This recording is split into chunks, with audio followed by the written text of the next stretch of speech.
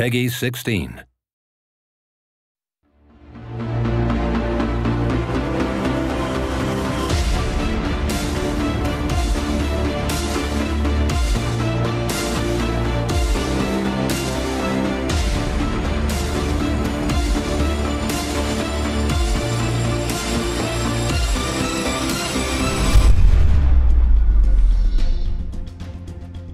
What Infinite Crisis has done is taken the multiverse and put it in this insane world where a player comes in and creates their own army, utilizing characters from across these different Earths. And it really brings the concept of the multiverse to, I think, the pinnacle. Like it's the most epic thing that could ever happen with the multiverse, is that armies from throughout the different parallel Earths are getting together and battling one another.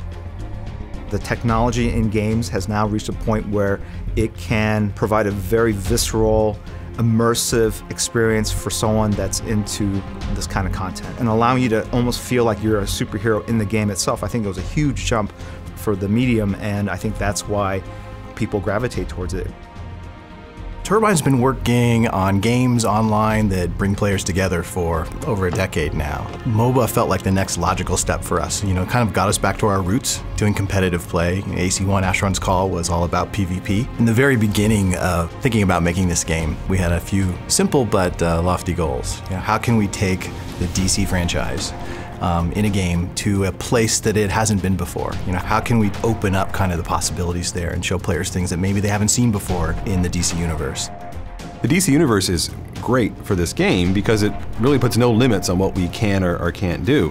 You know, in other established sort of stories, there are sort of rules that you don't want to break for the characters. The good guys and bad guys don't mix.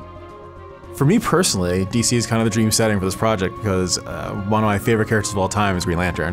When we work on this game, when we actually showed it to people, it is the ultimate example of iconic characters brought to life in ways that are relevant to people, in ways that actually mean something to people, in ways that actually just resonate.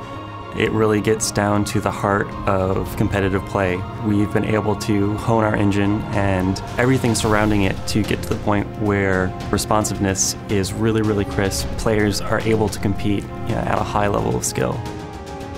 One of the things that we introduced was this idea of sort of dynamic destruction of the environment, and a lot of which is, it definitely makes you feel super heroic when Gaslight Batman shoots his, ultimate skill all the way across the map, and you just see it, a trail of destruction as all these like mausoleums and things are being shattered.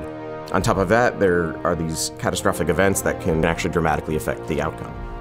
We've been living in this crazy Infinite Crisis world for quite some time now, just amongst ourselves. It's been awesome seeing players get involved and really start taking over this game, and we hope everyone's having as much fun playing it as we've had building it, and we're not done yet. We're just getting started.